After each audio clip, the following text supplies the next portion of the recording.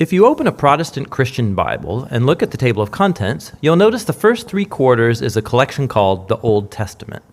If you look at the list of books, you'll see it's made up of 39 smaller works that are grouped into 4 main sections. The first 5 are called the Pentateuch, followed by the historical books, then the poetic books, and finally the books of the prophets. Now that seems simple enough, but actually it's more complicated and way more interesting. This arrangement of the books in a single volume called the Old Testament is a later Christian tradition that developed after Jesus and the apostles. In ancient Jewish tradition, these works were all on separate scrolls and were conceived of as a unified 3-part collection called TaNaK. It's a Hebrew acronym for Torah, which means instruction, Nevi'im, which means prophets, and Ketuvim, which means writings. The TaNaK has the same books as the Protestant Old Testament, but they're arranged differently. The Torah corresponds to the Pentateuch, but the prophets consist of 4 historical narrative books and then the 15 works named after specific prophets. After this comes the writings, a diverse collection of poetic and narrative texts. Now this 3-part design is really, really old. It's referred to in ancient Jewish texts like the Dead Sea Scrolls, the Wisdom of Ben Sira, even Jesus of Nazareth mentioned it. And that's because this 3-part shape is woven into the compositional design of the scrolls themselves. If you pay attention, you'll discover that every scroll has been coordinated by means of cross-references that link each work into the larger 3-part collection. So, who put all these scrolls together? It was a long process. Some of the famous contributors are named, like Moses or David, but most of the authors remain anonymous. In the Bible, they're simply called scribes or the prophets. These scrolls took shape throughout Israel's history as generations of prophetic scribes collected earlier stories and poems, integrated them into larger compositions, and then eventually shaped all this material into the unified library of scrolls, the TaNaK. It's clear from texts in the Psalms and prophets that these prophetic scribes believed that God's Spirit was guiding this whole process, so that through these human words, God speaks to his people. That's why they treasured these texts, studying and composing them into a unified collection.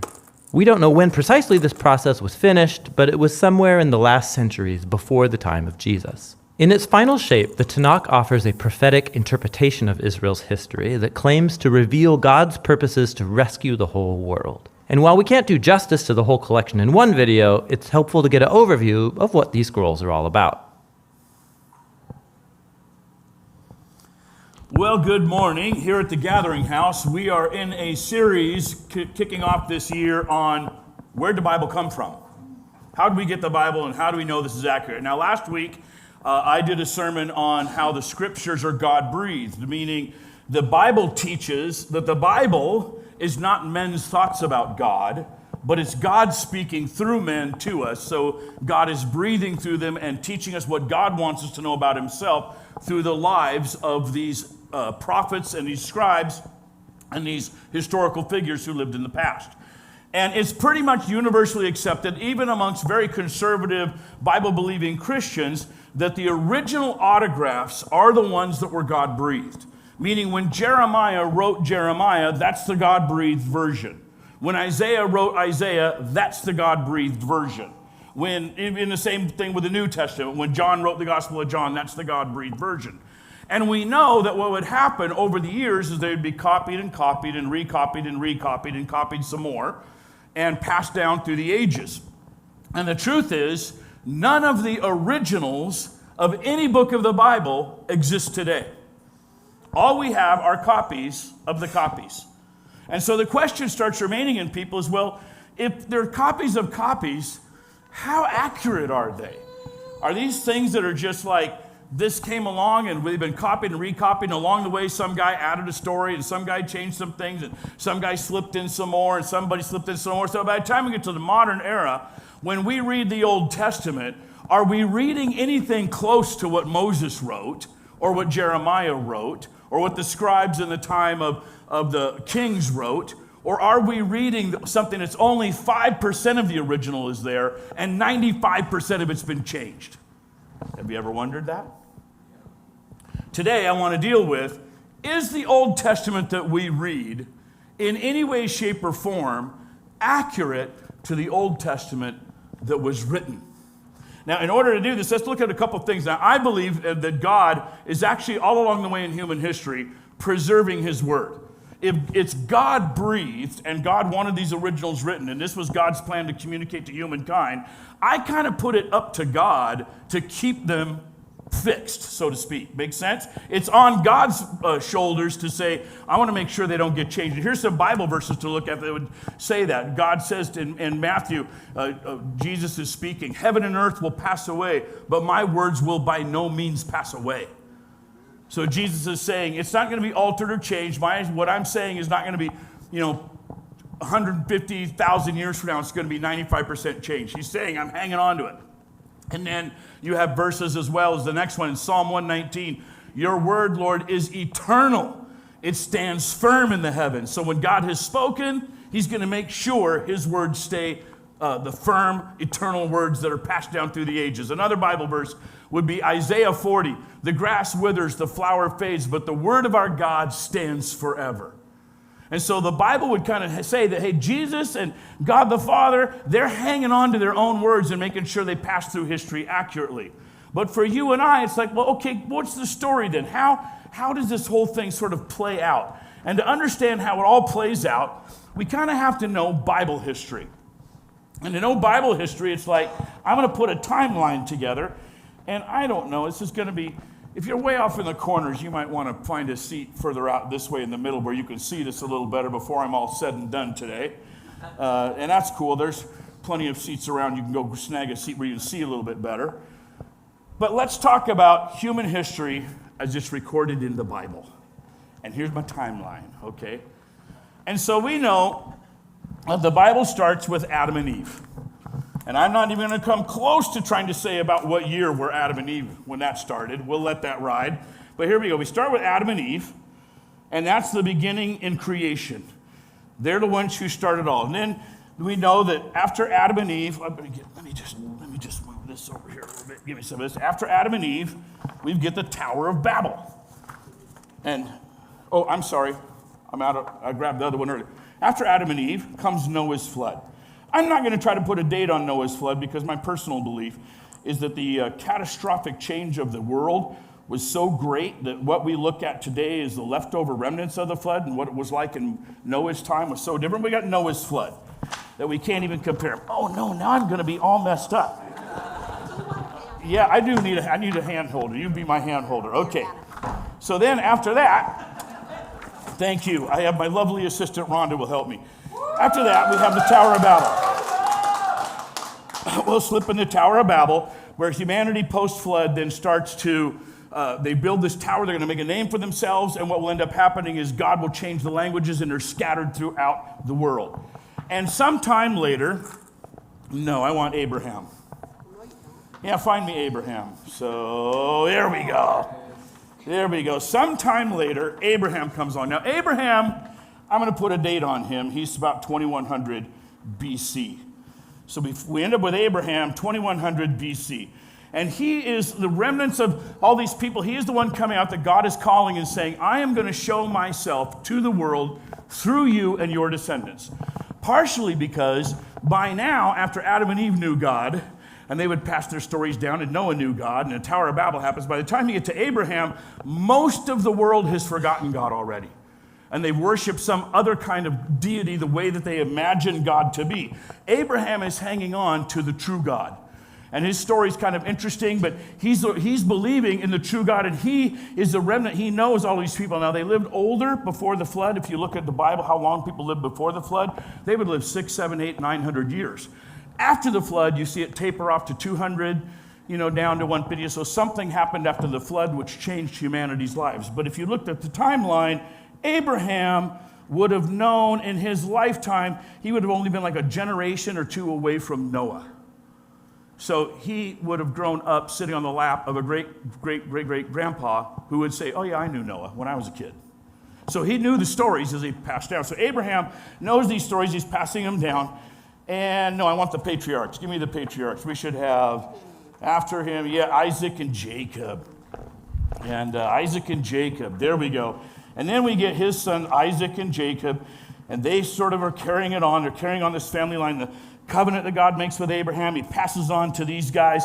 Isaac first, then Jacob. Jacob will end up having the 12 sons who will become the 12 tribes of Israel. His name gets changed to Israel, which means he who fights with God, which every time I read the Bible now and I see the name Israel, like, oh, that's all of us who fight with God. Yeah, I'm one of those guys. And how he works it out. Okay, then after him we have, we just have Joseph next. Give me Joseph. So after him we know that one of his 12 sons, Joseph, goes down to Egypt where he is sold into slavery. And I previously had dated this around 1800 BC. Joseph is sold into slavery. We don't know because he doesn't name the Pharaoh. I wish the book would have named the Pharaoh, but it's not named.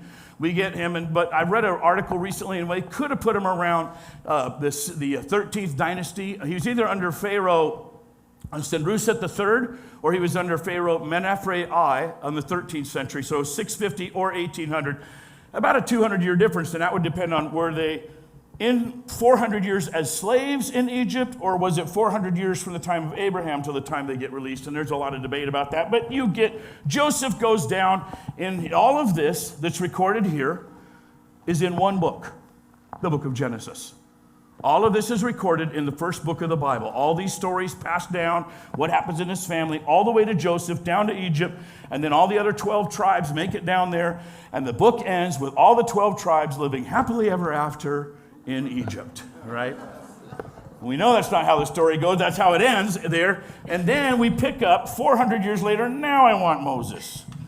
Now we want Moses. Thank you. So now, 400 years later, or maybe 200 years later, depending on which date you pick, the story picks up with Moses being born.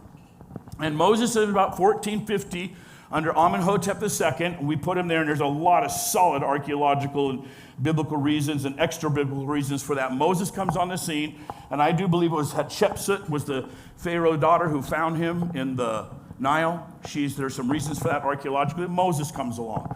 Moses then is the one he has all of these stories that have passed down. He's the first one writing them.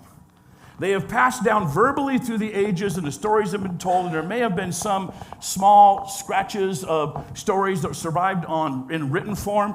But when you get to Moses, Genesis, Exodus, Leviticus, Numbers, Deuteronomy, he's the one that writes them. Now, when we read about Moses in the Bible, we know that he went into the tent of meeting. So he was meeting with God, and this big flame would come down over the tent, big fiery columns, and they could hear God's voice rumbling as Moses was talking in there. And then Moses would come out, and he did the same thing when he went up on the mountain. He would come back and say, here's what God says. So he had a chance to talk to God. So when Moses was asking about these stories, as he's writing Genesis, he's meeting with God to make sure they're right. Does that make sense? And they see that, and they know that, and it freaks everybody out. He comes out of the tent. His face is shining so bright, it scares everybody. They make him put a veil over his face to cover the shining glory that he had. So he's hearing from God to verify all the history of this and writing what God once said. Genesis, Exodus, Leviticus, Numbers, Deuteronomy. So after Moses, they enter the time of the judges. Joshua judges. Is there a Joshua there at all? Judges, Saul. Let me see if there's a Joshua. Who have I got up there? We'll do the conquest of Canaan. We'll do it as one. Okay, so you enter the time of Joshua, who conquers a promised land. Takes him about 40 years. His generation lives very fruitfully and very happily. And that generation who hung out with Joshua was faithful to the end. And then after that, they started to go bad. After Joshua dies, they start to go bad. So you have the conquest of the land of Canaan. They settle it. That generation lives well. And then what happens is they start to turn their back on God. They divide the land into the 12 tribes. All 12 tribes take your spot, take your land, go settle in there. Everybody's got a spot of land. They become a little tribal group in a map in what is now modern-day Israel and Gaza, all of Galilee, all the way down to the Negev desert would have been their land. It's divided by the 12 tribes. One tribe, Levi, their job are to be the teachers of the law.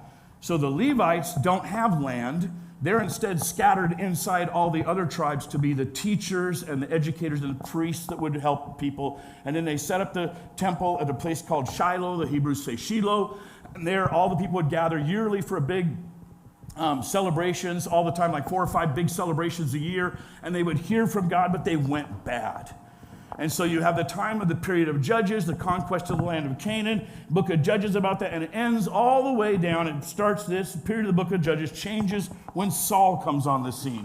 Because after years of being conquered, what would happen in this time is they'd turn their heart back from God. They'd get invaded by an army. They would cry out to God, help us. God would raise up a judge. The judge would raise an army to drive out the bad guys, and then they would go bad again, and the cycle kept happening over and over and over. And at the end of hundreds of years of that, they finally said, hey, we just want a king. So they get into, I'm not ready for the King David yet. And so they change, they say, we want a king. So they get Saul. Now, Saul is a bad king. Then we have David. Saul's a bad king. He doesn't last very long, and his dynasty is ended when the Philistines kill him off. And then we end up with the good king David on the rise. So now we have David. David is about 1050 to 1000 BC. He will rule the largest kingdom Israel would ever know, even to the modern era. They were a mighty empire in his day, and one reason they could be a mighty empire is he lived in this lull in history when most of the other great empires were on the fritz. So he was able to build this mighty empire, and he would pass it on to his son Solomon, who could also maintain it through Solomon's lifetime, and they would be one of the richest nations that would ever live. Although archaeological evidence indicates Solomon probably kept it all for himself and didn't have it passed down to the people very much, because when they do archaeological digs, it's like, oh man, the elites lived really well and the poor people not so good. So I'm not sure how smart Solomon was in the end. So let me get him. So Solomon, though, is the one who builds the temple of God. He builds the temple of God. And so when Solomon builds the temple, it's 960 BC. David wanted to, but God said, no, you're a man of blood. You fought too many wars. I can't have a man of blood build my temple that's about peace between me and humanity. So Solomon, who lives in peace, never wages a war, he's the one who builds the temple. And the temple is an exact replica, it's a physical replica of the tabernacle. The tabernacle was a portable temple. It was a tent that they could move around, and they'd had it since the time of Moses. And they'd had that for all these years, and now he builds it into a solid temple, and it's beautiful. One of the wonders of the ancient world, he builds that. Now, Israel, Judah. As soon as Solomon dies, his son takes over the throne. His son is a nincompoop because all the people say, hey, your dad was tough on us. He taxed us like crazy. Why don't you let us off on the taxes and kind of lighten the load a little bit, and so we could have share that prosperity with everybody. And Rehoboam, the son, is like, oh, you think dad was tough? He says in his own little words, and you can figure out what this probably really means. He said, my little finger is thicker than my father's loins. You figure out what he probably really said. And he said, so if you think dad was tough, I'm going to be even tougher. And what happens is 10 of the tribes say, the heck with you, we're out of here. And they split the kingdom off. And 10 tribes go north, and only 2 are left in the south. And now for the next several hundred years, there's actually 2 different kingdoms run by 2 different kings. There's the king of Israel, and they will march along, and then there's the kingdom of Judah down below. The kingdom of Israel in the north will never once have a good king. And in fact, I can't remember, but I think they go through like 10 dynasties, something of that nature. Let me see, I got this, boom, boom, boom. The kingdom split. Yeah, there's like 10 dynasties that happen, so kings are killing each other and taking over. Judah stays loyal to the house of David. All the kings in Judah are from the line of David. However, out of their 20 kings, only 7 of them are going to be good kings and follow God. And then after the end of that, we have, let me have that one. The northern kingdom is going to end when 722, when the Assyrians come and rise to power, and they're going to destroy and utterly obliterate the northern kingdom. And they're going to kill them off in 722, and they haul them off to Assyria. They take all the Jews who were in the northern kingdom, and they scatter them into Assyria. And there's a map of the Assyrian Empire. So they take the Jews out of that land, and those will become known as the lost 10 tribes of Israel, if you ever heard of that phrase. Let me see. And then the southern kingdom limps along for a while longer, and they still, at the end, go bad. And so God destroys them by sending in the Babylonians in 586 BC. The temple is destroyed, Jerusalem is destroyed, Israel's been destroyed already, Judah's been destroyed now, scattered, and they will come back 70 years later after the exile, and you will have this whole period here. Let me see if I've got a... Okay, you got those up. Okay, this whole period here will last for 70 years. And in that 70 years, at the end of this time, they will come back. The Jews will come back. They will rebuild the temple Not as pretty as it was before, not quite as grand, but they will rebuild it, and this is called the Second Temple period. So this is the First Temple period, and it's about 500 years, and now you have the Second Temple period. And then there's prophets going along, they're done, they've rebuilt the temple, and then you have the last prophets of the Old Testament, and then there's what's known as the 400 silent years. Because all of this stuff happening, 1st and 2nd Kings, 1st and 2nd Chronicles, you have all of the Ezra, Nehemiah, and Esther down here, you have all the Isaiahs and Jeremiahs and Ezekiel's and Daniel's happening in here. So all of the Bible is being recorded in this time of all the events that happen.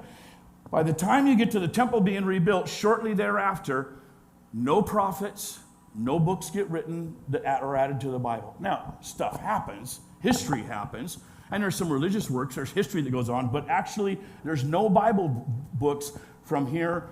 The Old Testament goes backwards that way, nothing going forward in the Old Testament.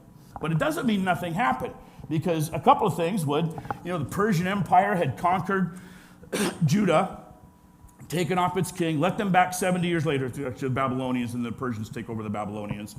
The Persians still ruled. So even though they went back and built a temple, they weren't self-rule. They were still like a kingdom underneath the Persians and had to live by Persian laws, in some cases, Persian rule. They were not self-determining. And so that's what happens. Now, in this season, you'll have some stuff that changes. Alexander the Great comes on the scene, and he will actually conquer the Persian Empire. And when Alexander the Great comes on the scene, he's a huge empire, and he takes Greek culture and he spreads it across the land, and everybody learns Greek, and everybody starts learning about Greek, mathematics and Greek philosophy and Greek history, and they learn to speak Greek, and they learn if you wanted to be anybody in the empire, Alexander the Great was spreading Greek culture, and so the dominant language becomes Greek because of Alexander the Great. He dies when he's still young. He only makes it about 10 years leading the empire, and then he dies without an heir, and his kingdom is split into fourths, and each of his generals, one general takes one section, one general takes Egypt, that's Ptolemy, one general takes the Middle East, that's Seleucid. They all take different force, and for the next couple hundred years, the generals in their line rule over this. And in that time, what's happening slowly over time is this little upstart country, this little upstart city, actually starts getting bigger and bigger and more powerful. And by the time you get to 150 AD or BC, you have Rome on the rise. Rome is now the power, and they have taken over, and they're the dominant ones. And so Rome is on the rise, and then as soon as we get this, the Roman Empire goes from republic, and it makes it to, don't go, Rhonda. We have we have the rest of history to do. We have the rest of history to do. Rome is on the rise. It changes from a republic, where it's a democratically, not fully democratic, but a democratic republic that elects its leaders. Julius Caesar takes over. He gets knifed in the back. There's a bunch of civil wars that break out. Long story short, Augustus Caesar takes over, and he becomes the first emperor of Rome. And it changes from a republic to an empire led by an emperor. In that season, we have Jesus. And then the New Testament begins to be written. No Bible in this period, Bible all the way back to here. So when you read the Old Testament, it covers this section of history. Bible doesn't cover this section. Stuff does get written, 1st and 2nd Maccabees and some other things. And then you get Jesus. And Jesus breaks history, and then he starts going forward. Now, we write this, we have the New Testament happening. Now, what begins to happen? Oh, here's my new stack. The question we ask is, what happens in human history after this? Because by 90 AD, all the New Testament is written. So the New Testament is written between 30 AD and 90 AD, and the events of it are mostly 30 to 60 is the events, and it's completely written by 90 AD. And it's in the book, all 27 books of the New Testament are done. And so you have this. Now keep in mind, all this time, from Moses on, who wrote and recorded the stories that had come down from here, it's copies of copies of copies of copies being made and being preserved and kept in a temple. And then you're like, well, okay, what happens when it gets burnt to the ground? Did the scrolls get burnt too? And what happens here? So you have this whole kind of period of how was it preserved? What was going on? You have the New Testament coming, and then you have, no, those are all not. All right, lay them out. Let me see what's next. Resurrection. Oh, yeah, no. I had those at one time. I want to find, maybe I didn't make this one. I want to find what happens in the first, no. Okay. So let me just make this all part of the New Testament. What will happen is, after the New Testament, the Romans, there'll be an uprising in Jerusalem. And when the uprising happened, the Romans put the uprising down, and then it's an ugly, brutal story, and they utterly obliterate the city of Jerusalem. And it takes a while, it takes 5 years. In the midst of the battle, Nero kills himself. He's the emperor of Rome, and so the general who's leading the battle against the Jews has to break off, leave his son Titus in charge. He goes back to Rome, puts down a rebellion. He becomes the new emperor. And then when they finally conquer Jerusalem, 1 million Jews are killed. The temple is burnt to the ground and obliterated. Every stone of every building is cast off the walls and thrown down into the valleys. If you ever see a picture of the Western Wailing Wall, and you see all the Jews bowing out and putting the things in, those rows of stone are called ashlars. And so when you're looking at them standing in front of this giant wall, there's actually 22 more rows of stone underground. That's how tall the wall was in Jesus' day. When they threw all the stuff down, the valleys got filled up, the people were obliterated, nobody was left in Jerusalem. If you were a little child, like an infant, you were executed. If you were a person over 50, you were executed. Everybody else was sold into slavery or had died in the battle. And sold into slavery meant they would take all you young buck guys, you'd have been a gladiator, right? You'd have been a gladiator. You got sent off to go to the games and either be thrown to the lions or become a gladiator. And the women were sold off as slaves. Most of them would end up in temples of prostitution, and Jerusalem is done. Nobody is left there. And so for a while, it kind of limps along, and it goes okay. But then what happens is there's a second revolt in 132, and the Simon Bar Kokhba leads a rebellion. 136 is when it ends. And at that time, the Romans are done. And so Emperor Hadrian, how it starts is, when the temple got destroyed, it was obliterated. Hadrian comes along about 130, so about 70 years later. His plan is to rebuild the city of Jerusalem as a new Roman colony, and he's going to drop a temple to Jupiter and to Aphrodite in the holy city where the temple was. Well, the Jews who are now third, fourth generation who've come back to the land or lived in Galilee or elsewhere, they don't like that. There's another rebellion. They're put down. They're slaughtered. They're sold into slavery. The Jews in Galilee do not take part. Only the Jews around the lower area. And then from that time forward, Hadrian makes a law, and the emperors keep it. No Jews can even live there. You can visit once a year only, but you can't even live there. And they rename it Palestine. That's when the whole territory becomes Palestine. They name it after the Philistines, who were enemies of David way back here. So they name it after the Philistines. It becomes Palestine. And then you have, now I want Constantine. Constantine. So then by 325, a new emperor arises. So it's been 300 years of Christianity, paganism. Constantine arrives. He actually becomes the new emperor of Rome. He becomes a Christian because the night before the big Civil War battle, he prays to the gods, and he basically says, is there any God out there who will help me? He's going to have this battle against another guy who has more men, more arms, more military. He's probably going to lose. So Constantine prays, is there a God out there who will help me win this battle?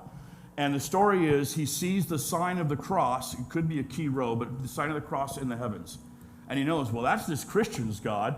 So, okay, in the name of this Christian's God, I'll fight the battle. He has all of his soldiers paint that sign on their shield. They go to battle the next day, and even though they're overwhelmed odds-wise, they win.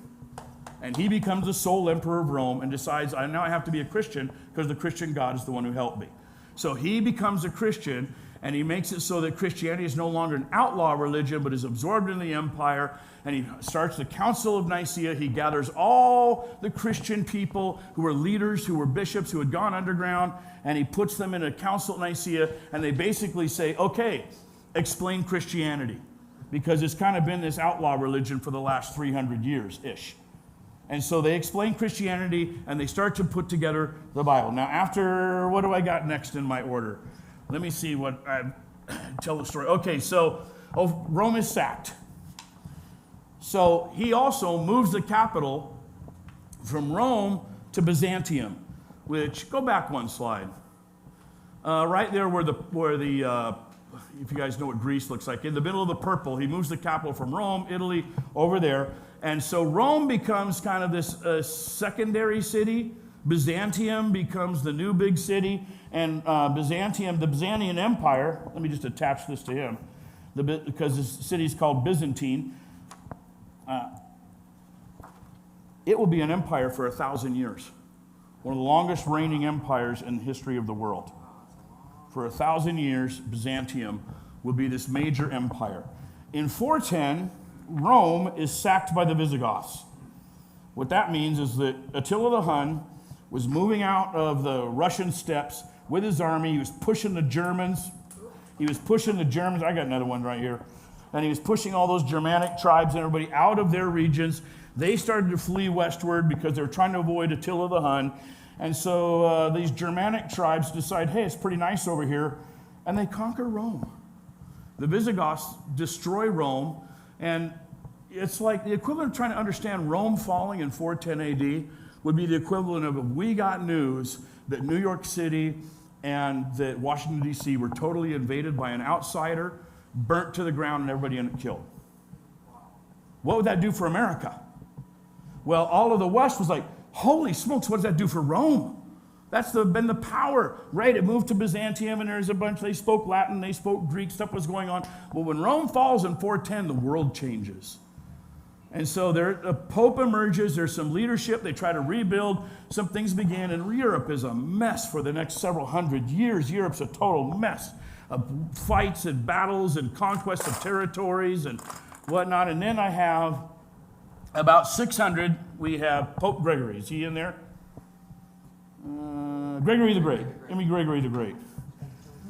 Around 600, Gregory the Great comes on the scene. He's the first pope who comes along and he negotiates some deals with all these crazy warring tribes, and he makes peace. And for 30 years, he can make peace. He's ruling in Rome. There's no longer any civic rulers. So under Gregory the Great, for the first time, the head of the church also is the head of the government. That's never happened before. This time it finally happens. The head of the church becomes the head of the government. And this is where you start to see the beginning of the rise of what we would call the Roman Catholic Church. They're both the civil government and the religious. And it's going to play out funny for a while in different times, so I want bigger. All right, so after that, in here, I think it's Charlemagne next. Have we got Charlemagne? Yeah, let me have Charlemagne. Charlie. Give me Charlie. Charlie comes along, Charlemagne, 800 AD, and he reunites the entire European front. He actually becomes the largest European government single entity, and his empire will be the largest one until Napoleon. And in 800, he is crowned by the Pope of Rome, not the one in Byzantium. They have a leader in Byzantium who's leading the church over there in the Eastern Orthodox Church.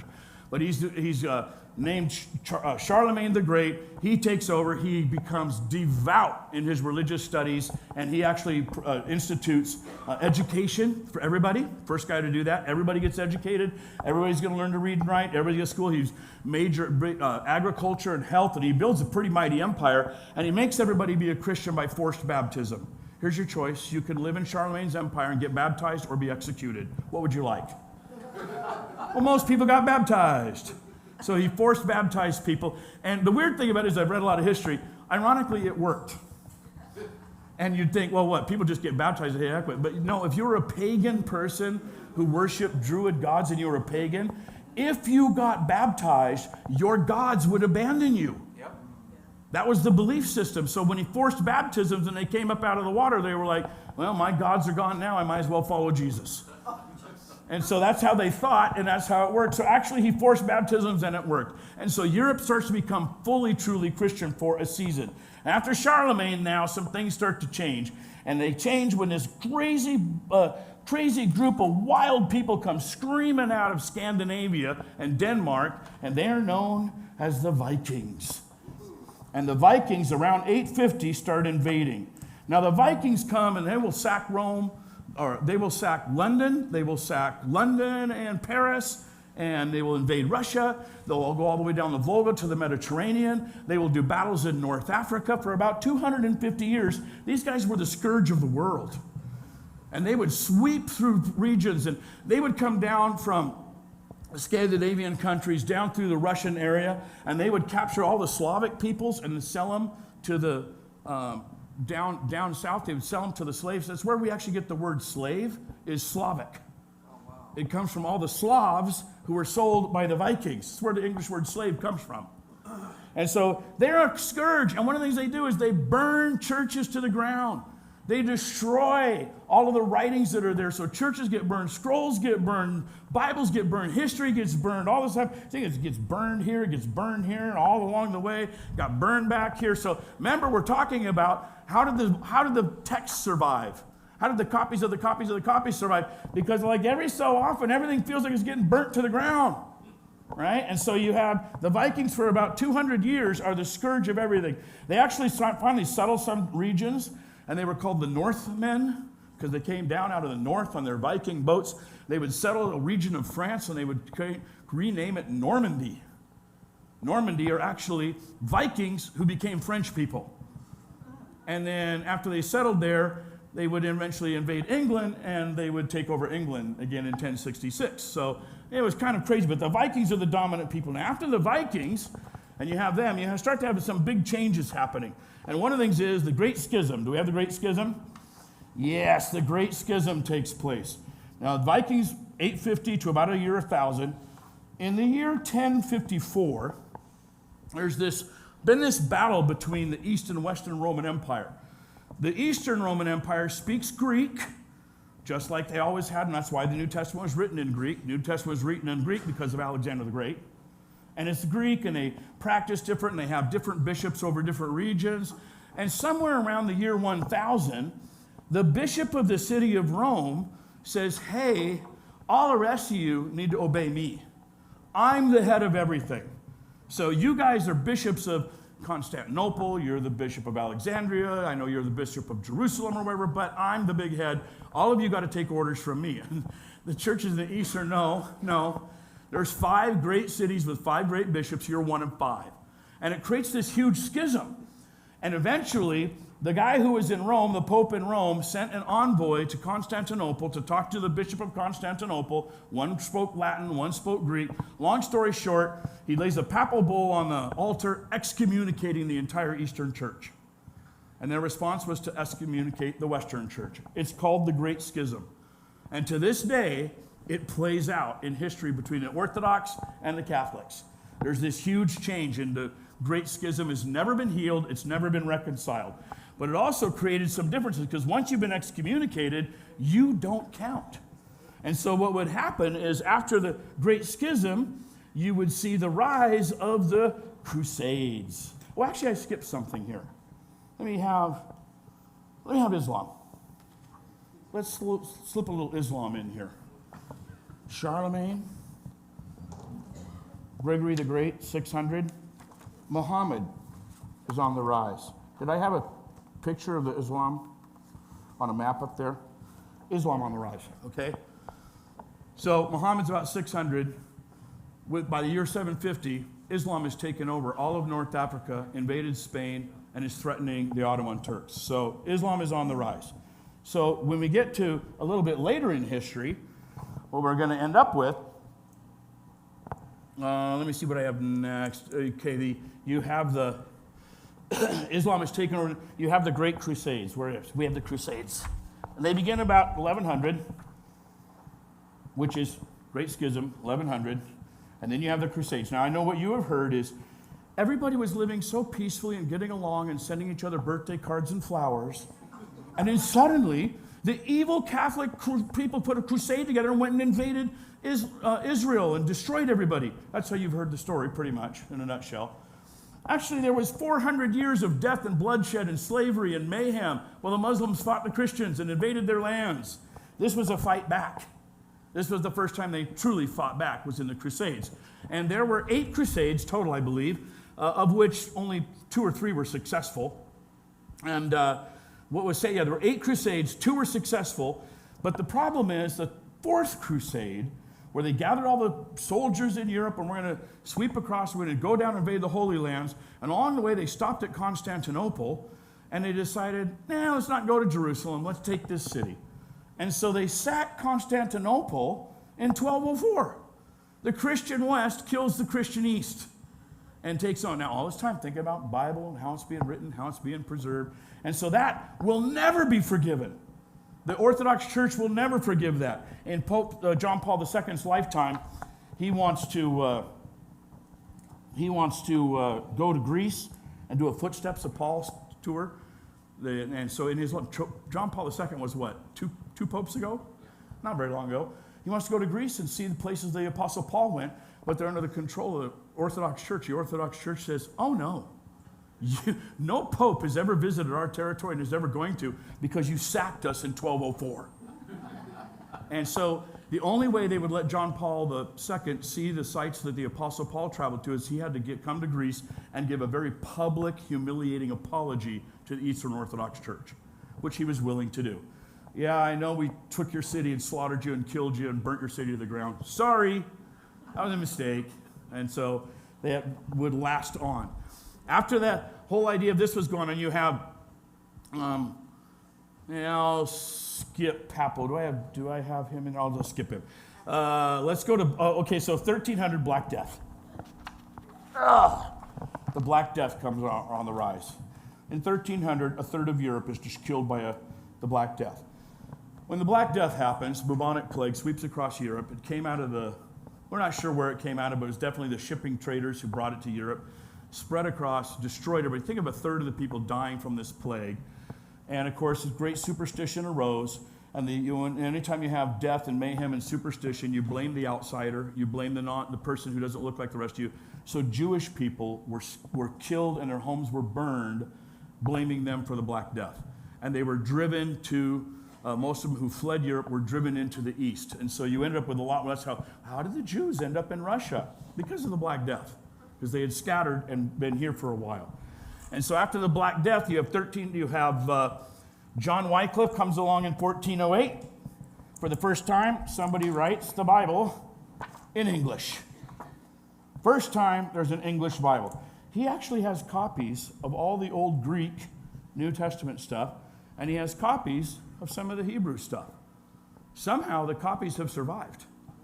The copies have survived all through this history, and he will translate the Bible into English for the first time in 1408. He's not popular for that. The Catholic Church didn't like that, and the Anglican Church didn't care for it a little bit later. And then in 1543, let me see, I'm going to skip the Avignon papacy. Give me the printing press. The printing press. Printing press comes along, and the printing press in 1455, what's the first book ever published by a printing press? The Bible. What language? German, right? First thing that happens. So you get the printing press, they're printing them up. Now you're seeing the Bible get circulated more and more and more, because now it doesn't take some high-ranking copyist by hand with a pen writing stuff, and they're changing it over and over and over. So you have the printing press. And in 1453, I'll just put them down here, the Ottoman Turks, about the same time as the printing press, so I'll put them down here. They conquer Constantinople. And when they conquer Constantinople, all the great ancient manuscripts that have been there all the way back to this time period, they'd had them on file, they'd had them in libraries. And at that time, some of them are burned, some of them are destroyed. And what will happen is, when the Ottoman Turks take it, all of the religious leaders who were living in Constantinople flee, and they go into the West, and they bring those manuscripts with them. They bring all these Bible manuscripts with them. So suddenly, the people in the West who'd been severed and cut off and had bad relationships, they're finally like, oh, you're bringing us copies of books we haven't seen ever before, or we didn't know these originals were there. So that's going on. And then you have Gutenberg's printing press. So then you get to the New World. Suddenly there's this discovery. Sailing out, Columbus discovers, hey guys, after thousands of years of history, guess what I've discovered? There's not just a new country, an entirely new world. And so this becomes this huge thing. 1500, stuff starts changing around 1500, huge things go down. You have Luther comes out with the Reformation about the same time. He's just a few years later, after the New World's discovered, he's only a few years later, Luther's coming on the scene. He's wanting to reform the church. So Martin Luther comes on the scene. Protestantism gets birthed. And his whole thing is sola scriptura, only the Bible. The Bible's the authority. Let's look at that. You have Henry VIII breaks with the Catholic Church, sets up his own, the Anglican Church. And you have, let's see, we'll go all the way to, give me the colony. And so this is happening. Shortly thereafter, 1624, the British set up a colony in the New Americas. And then you have 1776, let me have the USA. Good old USA is born. This is us, 1776. And then along it goes, and then here we are, and then it ends. I'm going to end my little timeline with history changes completely, and all the kings end, except for a couple of them, with World War I. So here's our timeline, and here you and I are. We're living out here. Look at all that's happened.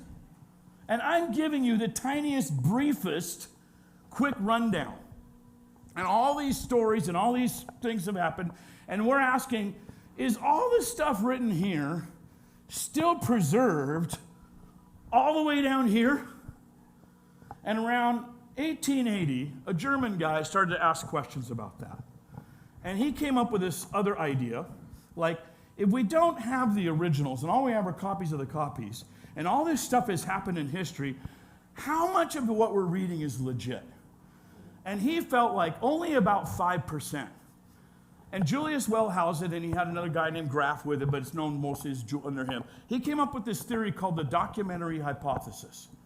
In 1880, he's reading the Old Testament, and he says, first off, number one, there's no such thing as writing in this time period of Moses. Writing didn't exist. Now, did he have evidence for that? No. He just thought, it's too old. Writing doesn't start till exist till here. So he says, Moses couldn't have written it because writing didn't even exist. He says, probably the Bible was written somewhere in here. Probably all those Old Testament stories are just, stories and mythologies and legends being handed down. And sometime around here, two guys start writing. And one likes to use the name Yahweh for God. So he's what we call the J document. J, because he's a German, and the letter J is Yah in the German language, so we would use Y, but Germans use J.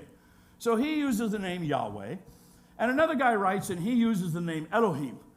So when you're reading the Old Testament and you see a Yahweh word and then an Elohim word, see, that's clearly two different writers at two different times in history wrote, and then at some point later, and probably this time in history, those were combined into a single book. Now here's the question. Was there ever any evidence outside of that idea that a Yahweh book existed or an Elohim book existed? And the answer is no. Only inside. He just read the scriptures and he sort of picked at his discretion where he thought the Yahweh was and where he thought the Elohim was. And he combined them. He said at some point around here in history they were. And then sometime around here in the Second Temple period, the priests came on and the Deuteronomists came on, and there are two other guys writing about this history, and they write their own, and then they're compiled, and they're probably put together into single works somewhere right in here. And so really he was saying this is about where the Old Testament mythology and legend becomes a compilation. It's somewhere right in here. It's called the documentary hypothesis. And the other thing that was a problem was why he came up with this whole theory was that when it came to where are and keep in mind, he's this time period, I'll put him out here. He's this time period out here. He's clear out almost World War I. We'll put him a little before World War I, okay? So he's coming up with this JEPD theory. And part of the reason he's doing that is he's asking, what's the earliest copy we have of the Old Testament? How do I know that the Old Testament I read is original? What's the earliest we have? And Ironically, the earliest we have falls about right here by a group of guys called the Masoretes. Oops. Let's try it again. Here, I'll hang the Masoretes off of the Constantinople getting sacked. They're actually earlier. They're a little before the Crusades. Let's put them right here. Jewish scribes. So if you were living in this time period, you want to know how original is the Old Testament, the earliest copy you had came from about 1000. The Masoretes wrote, and he would say, look, Wellhouse is like, come on. How can you believe that what we have here at all, after being copied and copied and copied and copied and copied and copied, passed down through the ages, is anything close to what might the original have been? All we have are these Masoretic texts. These guys called the Masoretes made the copies. Nothing that we have about the Old Testament is earlier than around 900, more like 1000 AD. I use AD. I know the big thing now is BCE, before the Common Era and Common Era. I don't like that. I use AD because it means in the year of our Lord in Latin. So and I always ask, well, what divides the BC from the BCE? Jesus. Okay. I'll go with the year of our Lord. So he's saying, this is the earliest copies we have. There's no way that these copies are accurate to what these guys would have had. It's been changed too much. Too many copies of copies of copies. So he says, probably we got 5%, maybe 10%. And then he starts doing with a little bit JEPD, and he starts saying, I'm assuming that it all got put together later, and then these are the ones that have it. Now, you got to know something about these Masoretes. They make accountants look like wild party animals. Jewish scribes, 600 to 1,000. Most of their scrolls were around 1,000, 900 that we found. And so the word means tradition. Jewish scribes, middle-aged accountants, right? So they were copying the ancient manuscripts. They were copying from the Greek, and they were copying from the Hebrew, and they were copying from the Aramaic. You'd sit down with a pen, and these guys would first do the math. They would count the number of words in a scroll. And they would count the number of letters in a scroll. And they would count what letter is the middle letter in a column. How many letters are in each column, because they wrote in columns. They would do all the math. Before you could actually copy a manuscript, you had to know what all the math was. How many letters should be here? Because they laid it all out mathematically to fit all the letters in the right size. So the Masoretes counted them, and then they also created something called the vowel points. Go back one. So this is a Masoretic text, an actual photograph of a real Masoretic text. And so then they invented things like the vowel points. And they'll move it forward one. The main letters are the big oomph letter, scratchy sign you see. You see the little dots and dashes? Those are vowels. The Masoretes invented vowels because up to the Masoretes, vowels did not exist in the Hebrew language. I mean, you would speak them, not the written language. And so you didn't have that. And so they invented the vowel points. And so they thought the text is so sacred that we actually can't insert new letters between letters. What we could do, though, is we could do dots and dashes in the existing letters so letters don't actually even get physically moved. You add vowels by adding dots and dashes. That's how sacred they thought the text was. And then they would write a text if they had two copies of, let's say, Isaiah, and there was like, well, this one says our Lord God. This one just says our Lord. So do we add the word God? They would add some in the margins. They would add, hey, I've run across a different sentence here. They preserved the name. Every time they ran across the name Yahweh, they changed it to the Lord because they didn't want to desecrate his name. If they were writing with a quill pen, which they were, and they came across the name Yahweh, you had to throw the pen you had away and take out a fresh pen because the pen you were using that might have accidentally wrote a bad word, and so it couldn't be used to write the sacred name of God. And that's why the Masoretes, they included variants in the margins. The parchment skin they wrote on had to be of a clean animal. You couldn't use any animal that would be considered unclean. They wore full ceremonial dress. They would take a ritualistic bath before that they would start transcribing something. If a scroll had more than 3 errors, it had to be thrown out and start over. So they were really tight on how they did things. They would update the names and places of some things. That's true. There's a verse in Genesis that talks about Abraham fighting an army of guys. He'd chase them all the way to Dan. Well, the city of Dan doesn't actually exist until you get down to the time of the Judges here. So how could Abraham have chased him to the city of Dan? Well, the city had a different name in Abraham's time. And so they changed the name. Like, no one knows where that city of Laish is. They never heard of Laish. What's Laish? Well, Laish got changed to Dan. Oh, well, then use Dan. So they would update names like that. So they would do those kinds of things. They would change the name of pagan gods. They would smooth out some of the vulgarities. Ancient Hebrew had some vulgar stuff in the Bible. And they would kind of, let's soften that language so that when we're reading it's not so offensive. Because the original word of God didn't mind being offensive. They would replace old words with new ones, that kind of thing. So the question became, well, this guy, Wellhouse, is saying, look, I know what they did, but how accurate were the original?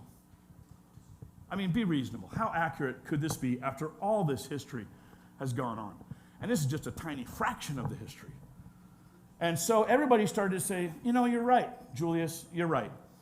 And so they began to take, and the other thing that was really popular in Wellhausen's day is evolution was taking over. And so the mindset was, evolution was so popular that they started to be applied to other sciences besides biology. All the other sciences said everything must evolve. Religion itself must evolve. And monotheistic God is a highly ordered religious thought.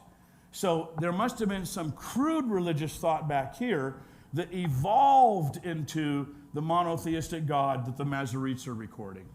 And so he had that mindset to begin with. And he says, yes, because everything has to evolve. So he comes up with this whole idea. Now, archaeology didn't exist. Archaeology doesn't start till 1850. And in the first 30 years, it's treasure hunting. It's not actual archaeology like it is now, it's a science. So he has no archaeology. He doesn't have very many manuscripts. He's 1880. And then we have things begin to change when archaeology comes on the rise and things begin to happen. And in 1947, an Arab man loses a goat. He thinks it went into a cave. He's not going to climb that hill to go chase the cave. He's going to throw a rock in there, see if he can chase his goat out. Throws a rock into the cave to get the goat to come out, and he hears a pish crash of some kind of something broke. So he crawls up in there, goes into the cave, and he sees all of these jars. And his rock had broken a jar, and inside the jar are all of these leather scrolls with scratch marks on them. He's an Arab guy, so he can't read what they say, and he hangs on to it. Now, we have just discovered, he's found the Dead Sea Scrolls. And they don't know what they are, and the year he finds them is 1947. 1947, way out here, the Dead Sea Scrolls are found, right? 1947, was that a calm year in Israel? No. When is Israel formed as a state? 1948. Bloodshed, mayhem, terror, death, all that was going on. So it's like archaeologists couldn't just go explore the caves. It takes years for the Dead Sea Scrolls to actually discover what was really there. And for a while they hoarded the information. The story's it's a great wild story. But for a while they hold on to these scrolls, and then some priest who's an archaeologist on the side goes down there, he discovers a little bit of this scroll, and they say, yeah, we got more. And then he'll say, well, I'm willing to buy them off you. Well, if he's willing to buy them off us, 2 scrolls are worth more than 1. So they find a couple scrolls and cut them in half so that they can get more money for them, not realizing one intact scroll is more valuable than one broken one. Oh, it's a crazy, wild story. But they eventually uncover the Dead Sea Scrolls. It takes till 1956 to figure it out. And the Dead Sea Scrolls date all the way back to here. Actually, I had Rome at 150. They date all the way back to here. 1,000 years of history between the Masoretic text and the Dead Sea Scrolls. The earliest copies we had, around 900, suddenly Dead Sea Scrolls going all the way back to possibly 200. And they think they got hidden in the caves when Rome was attacking and destroying Jerusalem. That was the time to hide them out. So they were put in the caves probably in 70 AD to preserve them, and they date here. So what would you think? If copies of copies of copies of copies, 1,000 years of history, there should have been massive change in the copying, right? Words get added, stories get added, lines are changed, whole new stories. You should see now we can find out, were the Masoretes right? Let's find the Dead Sea Scrolls. How accurate were they? The expectation, because of Julius Wellhausen, was, these are going to be so wildly different that we're going to finally find out what the real Bible said. because there's no way these guys had an accurate record. 1,000 years of copying just got lopped off the timeline. Let's open up and see what they say. And they were stunned at how accurate they were. There weren't many differences between what the Masoretes wrote and what the Dead Sea Scrolls contain. The Dead Sea Scrolls actually contain a little bit about them. Discovered in 11 caves along the northwest shore of the Dead Sea between 1947 and 1956. We will go there. We will see them in a couple of weeks. Please be praying for us while we're there. It's along the north end of the Dead Sea, a little bit over in Jordan. Most of them are fragments of text because old leather parchment doesn't survive very well for 2,000 years. And so they're fragments and the edges got frayed, that kind of thing. But sometimes they would find a good one. And even when they found a good scroll, it's like, how do you unroll it? This scroll's been lying in a jar in the ground for 2,000 years. You don't just roll it out. You got to come up with all sorts of science and chemistry and all sorts of ways to preserve it so it'll stick together so that when you roll it out, it won't disintegrate. So tons of work went into figuring out how to unroll those babies. Cave 4 produced the largest find, about 15,000 fragments from more than 500 manuscripts. In all, there's at least portions of about 825 to 870 separate scrolls. Every book of the Old Testament, except the book of Esther, was found in the Dead Sea Scrolls. Genesis, Exodus, Leviticus, Numbers, Deuteronomy. In fact, they found 20 to 21 copies of Genesis, 20 different copies of Exodus, 15 to 17 of Leviticus, because of some of the fragments they're not sure. Numbers had 9 to 10. Deuteronomy, 35 copies of Deuteronomy. So they're finding all the Old Testament, and it's amazingly accurate to what the Masoretes wrote, and what the Masoretes wrote are what we have. And it's amazingly accurate. So accurate that it's dumbfounding. In fact, you might hear people say, there's wild differences. They're not the same at all. But if you look at it like, well, what do you mean wild differences? Well, they spelled the words differently. Okay, if you want to call spelling a difference, go for it, but I don't think so. I wouldn't call spelling a different change. I would call how about a whole major story that's not even in our Bible, or we have a major story in our Bible, it's not in their Bible. Didn't have such a thing. And so they found all these, one of them, the book of Isaiah, they found 19 different copies of that. And like I said, 25 of Deuteronomy, 30 copies of the Psalms. Bible Hub says the Dead Sea Scrolls include partial copies of nearly every Old Testament book, including significant portions of Genesis, Exodus, Leviticus, Numbers, Deuteronomy. Despite minor scribal variations, the essential content remains highly uniform, aligning with the Masoretic text. Such uniformity makes lengthy process of editorial layering less likely, meaning editors didn't come along later and change it. It's really what the Dead Sea Scrolls have is what the Masoretes did. They felt it was too sacred to change it. There's one meaningless spell change for every 316 letters. So think about that. There's one for a meaningful change, which actually changes the meaning of a word, one difference for every 1,580 letters, and not in every manuscript. So if you find a difference in this copy of Genesis, we have a different word. It's like, yeah, is it in the other copies? They found commentaries to the Bible. Interestingly enough, and I'll talk about this, there were no commentaries on any books other than ones we would consider Bible. And that kind of says something. We'll talk about that in a week or so. So the Dead Sea Scrolls are found. There's this incredible consistency. And then as archaeology has plodded along, the other thing that they have discovered is Julius Wellhausen said there's no writing from this time. They didn't know how to write. They didn't have writing. Well, since his time of 1880, archaeologists have found not only was there writing in the time of here, there's writing going all the way back to pre-Abraham. All of these people, civilizations had writing. Of course Moses could have written it. Writing did exist in his time. And so as things unfolded, now what's weird is this is still the dominant theory of secular universities today. When they talk about the Bible, this is their theory. It was written long after the fact, and it's been copied many, many years over, and that's the theory they hold. People who believe in the Spirit of God, controlling and hanging on to His Word, not wanting it changed, we're like, oh no. The accuracy between the Dead Sea Scrolls and the Masoretic text proves God was maintaining the sanctity of His Word all those centuries. No matter what happened, no matter how many times scrolls were burnt, no matter how many times there was churches were burnt to the ground, no matter how many times a city was destroyed, God saw to it that his word was preserved, and preserved accurately. And it's worth doing a lot more reading on the Dead Sea Scrolls because it's amazing what this changed. The other thing that from Julius, he said, remember, in Julius's mindset, this is about the time the Bible's being finally put together. It's just stories by different writers still. About here is the timeline to put it all together. And yet when they find the Dead Sea Scrolls, it's like, oh, it's together. It's well together by the time these are found. In other words, this is too short a timeline to be putting it together. It was already established as together. Julius Wellhausen said, you'll read the Isaiah, and it's got so much doom and death and gloom and judgment coming for the first half, but the second half shifts to glory and wonder and the coming of some sort of king and the rebuilding of a kingdom is going to happen. It must have been two different writers.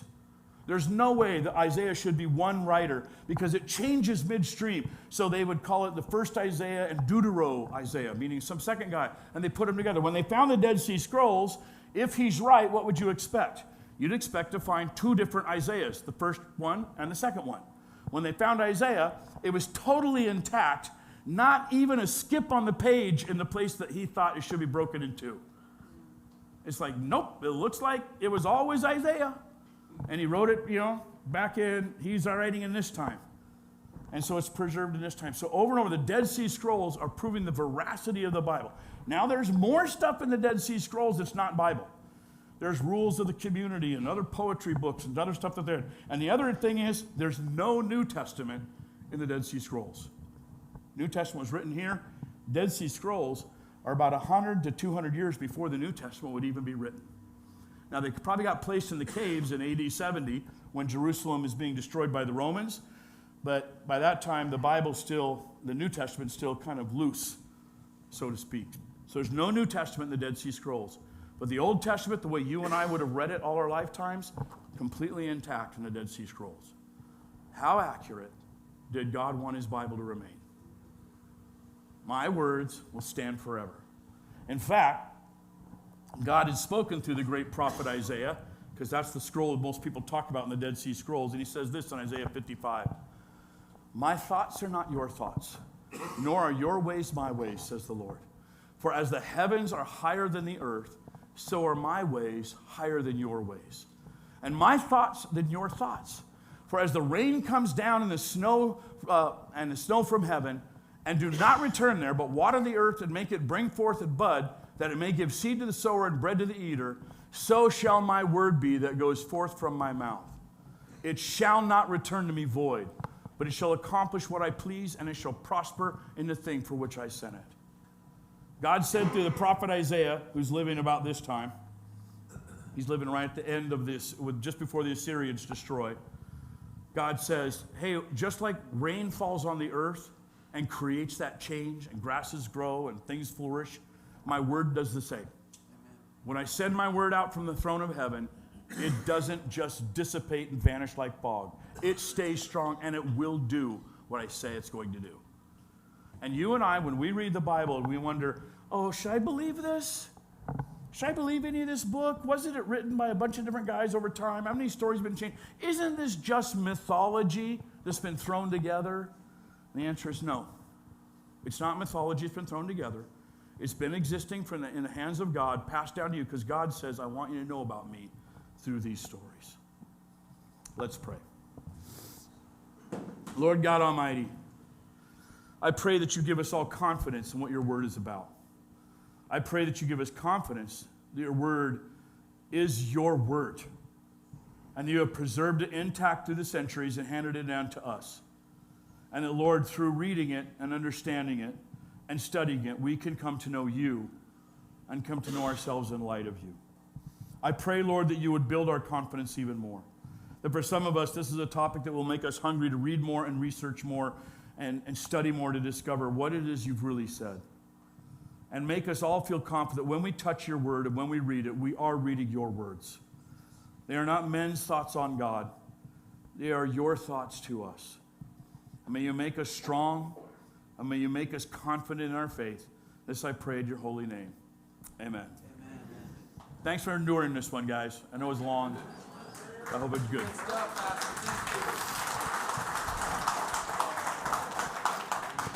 That's all right.